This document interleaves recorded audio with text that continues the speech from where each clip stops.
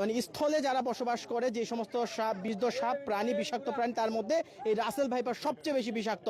এবং এই সাপটি সবচেয়ে বড় হচ্ছে এটি খুব এর প্রাদুর্ভাব দ্রুত গতিতে বাড়ছে, এর বংশবিস্তার দ্রুত গতিতে বাড়ছে, এর প্রজনন দ্রুত গতিতে বাড়ছে। কারণ সাধারণত সাপ ডিম দেয় এবং সেই ডিম থেকে বাচ্চা হয়, কিন্তু রাসেল ভাইপার সাপ সরাসরি বাচ্চা দেয় এবং একটি রাসেল ভাইপার সাপ 20 থেকে 40টি বাচ্চা দিয়ে থাকে সাধারণত, এবং কোনো কোনো ক্ষেত্রে রাসেল ভাইপার 80টি পর্যন্ত বাচ্চা দিয়ে থাকে। আর সেই রাসেল ভাইপার সাপ হচ্ছে প্রথম বাংলাদেশে রাজশাহীতে পদ্মার পাড়ে দেখা গিয়েছিল।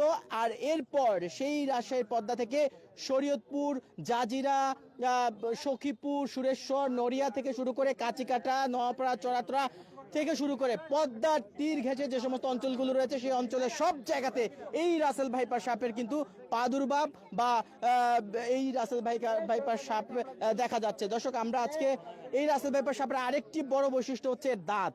অন্যান্য সাপের চেয়ে এই রাসেল ভাইপার সাপের দাঁত অনেক বেশি বড়, অনেক বেশি লম্বা, এবং যে কারণে এটির কামড়ের পর সাধারণত মানুষের শরীরের রক্ত জমা বন্ধ হয়ে যায় এবং প্রচুর রক্তক্ষরণ হয়, এবং এর বিষ এতটাই বিষাক্ত যে অনেক কষ্ট নিয়ে একটা মানুষ প্রাণহানি হয়। এই রাসেল ভাইপার সাপে দংশনের পরে কিন্তু সাধারণত মানুষ খুব কম মানুষই কিন্তু বেঁচে ওঠে। এবং বাংলাদেশে বর্তমানে যে সাপের দংশনের ফলে যে কয়জন মানুষ মারা যাচ্ছে তার মধ্যে 80 ভাগেরও বেশি মানুষ এই রাসেল ভাইপার সাপের দংশনে দর্শক মারা যাচ্ছে। এই রাসেল ভাইপার সাপটি এই মুহূর্তে সখীপুর থেকে ধরা হয়েছে জনপ্রিয় সাপ ধরা পারদর্শী মিনুর আলী। আপনাদেরকে মিনুর আলী সম্পর্কে জানাচ্ছি। 30 বছর ধরে তিনি সাপ ধরছেন এই চরাঞ্চলে, এবং তিনি এই যে রাসেল ভাইপার সাপ এটিও তিনি ধরতে কিন্তু কোনো রকম বিন্দু মাত্র তিনি সাহসের দিক থেকে কোনো রকম তিনি ভীত হয়ননি।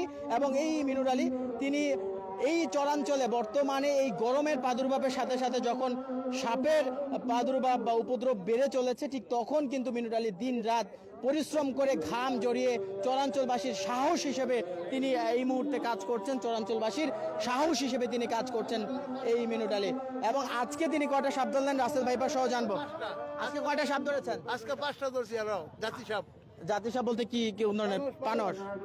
এটা নিয়ে 6টা, রাসেল ভাইপার নিয়ে 6টা। আচ্ছা আচ্ছা, রাসেল ভাইপার 6টা। আচ্ছা, তা রাসেল ভাইপারটা কিভাবে ধরা হলো এটা বলেন তো। রাসেল ভাইপার আমি গেছি উত্তর দক্ষিণে তারাবলিয়া, ওইখানে আমার এক লোকে ফোন দিল যে ভাই এই ব্যাপার, আমাদের এলাকায় একটা জাতি সাপ আছে। কিসের ভিতরে? তো বললো যে চুলার ভিতরে। ঠিক আছে, আমি ঠিক আছে আমি আসতেছি। এর আগে আরেকবার আমি ওইখানে গেছিলাম, তো আমার বন্ধু বান্ধব আছে, ওরা আবার ফোন দিল, গেলাম, গিয়া ওই গুদারা পারে ওপর গিয়া সিরাজ ব্যাপারীর বাড়ি। ঠিক আছে, সিরাজ ব্যাপারীর বাড়িতে গিয়া দেখি আমি টর্চ লাইট মেরে এটা রাসেল ভাইপার। তখন আমি বললাম তো এটা তো জাতি সাপ না, এটা রাসেল ভাইপার। তখন রেস্ট নিলাম, রেস্ট নিয়া তারপরে আর কি ঘুরে রাখছিল জাল জুল দিয়া, ওইখান থেকে সরাই ধরা, তারপরে এটা ধরা হইল। আচ্ছা আচ্ছা, আর অন্যান্য যে সাপগুলো ধরেছেন, এই সাপগুলো দেখছেন বস্তাবন্দি করা হয়েছে, সেই সাপগুলো কি বিষাক্ত? অন্যান্য সাপগুলো বিষাক্ত? সবগুলো বিষাক্ত। অন্যগুলো কি পানস? মানুষ মানুষ না?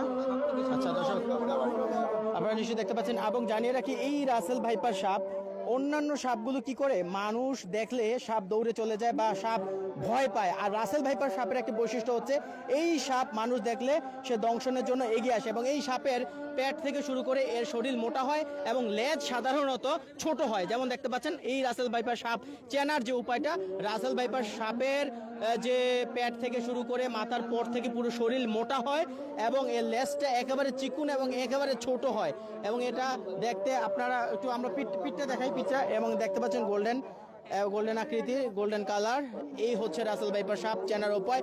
এবং এই সাপ সাধারণত যে শুকনা জায়গায় বেশি থাকে এবং ধান ক্ষেত, ঘাস ক্ষেত এই ধরনের জায়গাতে থেকে থাকে। এবং এই ধরনের সাপের খাদ্য হিসেবে এরা যা ভক্ষণ করে থাকে তা হচ্ছে ব্যাঙ ভক্ষণ করে থাকে, ছোট ছোট পাখি এই ধরনের সাপ খেয়ে থাকে, টিকটিকি খেয়ে থাকে, এই ধরনের সাপ খাদ্য হিসেবে এগুলো গ্রহণ করে, ইঁদুর খেয়ে থাকে এই ধরনের সাপ। এবং এই ধরনের সাপ সরাসরি বাচ্চা প্রসব করে বিদায় এই চরাঞ্চলে কিন্তু রাসেল ভাইপার সাপ বেড়ে চলেছে। এবং পদ্মা, মেঘনা এই ধরনের নদীর তীরে কিন্তু এই ধরনের সাপ যারা বসবাস করে তাদের জায়গা দেয় এবং প্রথম শরীয়তপুরের সখীপুরের কাছিকাটাতে এই সাপ দেখা যায় এবং পদ্মার পাড়ে জাজিরাওতে কিন্তু এই সাপ দেখা যায়। দর্শক আমরা এই পর্যায়ে সাপটা সাপটা একটু দেখবো যে এটা আসলে কিভাবে চলাফেরা করে সেটা আমরা দেখবো। আমরা এই চারদিকে সরে যান এই সাপটি দেখার জন্য এই মুহূর্তে সখীপুর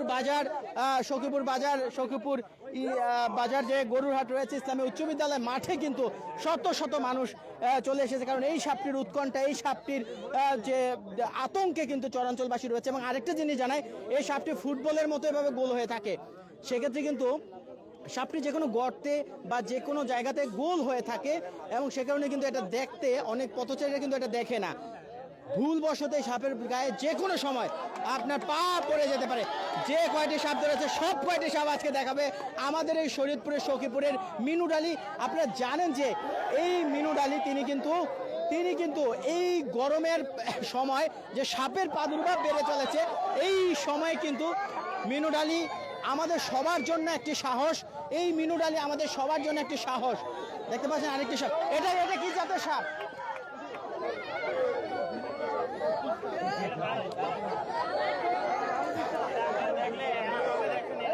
না দাঁড়াস না, এটা পানস ফেনা ধরতেছে তো, এটাও জাতি সাপ পানস। এই আস্তে ওয়েট ওইটা কি সাপ? পানস। এবং আমরা জানতে পারলাম এটা পানস।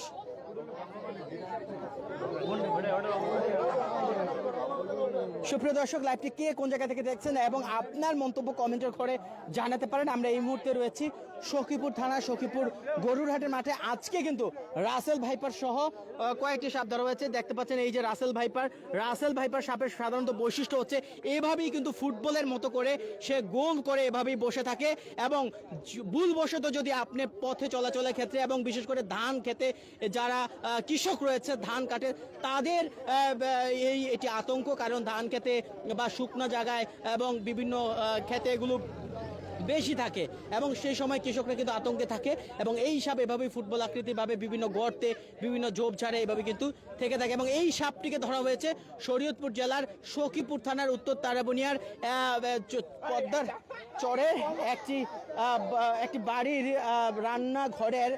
রান্নাঘরের চুলা থেকে এই সাপটিকে ধরা হয়েছে রাসেল ভাইপার সাপ। সুপ্রিয় দর্শক, আপনারা দেখতে পাচ্ছেন এবং মিনুট আলী ভাই কিন্তু আরেকটি জাতি পানস সাপ, সে বস্তা আরেকটি পানস সাপ বস্তাবন্দি করার জন্য সে প্রস্তুত। আরেকটা বিষয় জানিয়ে রাখি দর্শক, এই সাপে দংশন করার পর সরাসরি খুব অল্প সময়ের মধ্যে কিন্তু অ্যান্টিভেনম নিতে হবে, খুব দ্রুত সময়ের মধ্যে অ্যান্টিভেনম নিতে হবে, কারণ না হল নতুবা কিন্তু আপনি মৃত্যু ঝুঁকিতে পড়ে যেতে পারেন, যে কোনো সময় প্রাণ হানি হতে পারে এই রাসেল ভাইপারের দংশনের ফলে। এবং আপনাদেরকে দর্শক জানিয়ে রাখি যে এই সাপের দংশন যেই জায়গাতে করবে সেই জায়গাতে কিন্তু মাংস পচে যাওয়ার একটি সম্ভাবনা থাকে এবং মাংস পচে যায় দর্শক। এই সাপে যেই জায়গাতে দংশন করবে সেখানে মাংস পচে যায় এবং এই সাপের যে দাঁত, এই দাঁত কিন্তু অনেক বড় এবং অনেক ধনুকের মতো এটি লম্বা এবং এই সাপের দংশনের ফলে কিন্তু প্রচুর পরিমাণ রক্তক্ষরণ হয় এবং মানুষ প্রচুর যন্ত্রণা পায়। সেই সাপটি কিন্তু আপনারা এই মুহূর্তে দেখতে পাচ্ছেন, এটি সখীপুরের পদ্মার পাড় থেকে ধরা হয়েছে এবং রাসেল ভাইপার সাপ সাধারণত 1 থেকে 1.8 মিটার পর্যন্ত লম্বা হয়। এটি লম্বা খুব কম হয়, কিন্তু এই ধরনের সাপ মোটা হয়, প্রচুর পরিমাণ মোটা হয় এবং এই ধরনের সাপ কিন্তু বাচ্চা প্রসব করে থাকে এবং এর যে শোষ শব্দ সেটা কিন্তু অনেক বেশি এবং এটার কিন্তু বিষ অনেক বেশি বিষাক্ত।